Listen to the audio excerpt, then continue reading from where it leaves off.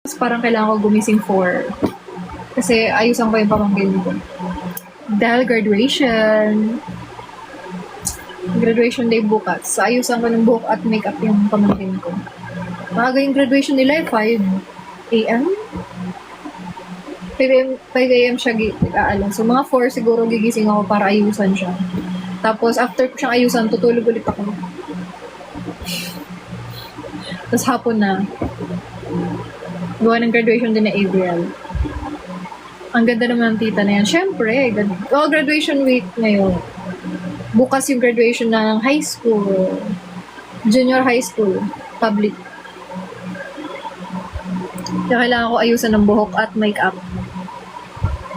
Kamukha doon ng Cruz yung artista. Congratulations sa mga may graduate and may mga graduates. Congratulations sa atin. Nanay si Donna Cruz kumukha ka. Hindi ko po kaano-ano si Donna Cruz. Hindi po eh. Gustuhin ko man na maging tita si Donna Cruz, pero hindi po eh. May award ba po na?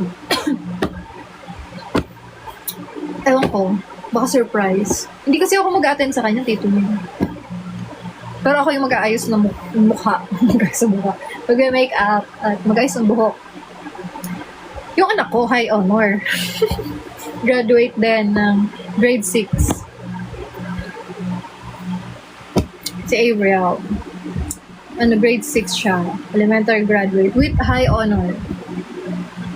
At dalawa yung award niya. With high honor and another one. Photo ko si Mark. Bakit kamukha mo siya? Hindi ko nga alam. Congratulations. Thank you. Nahabol niya yung high honor.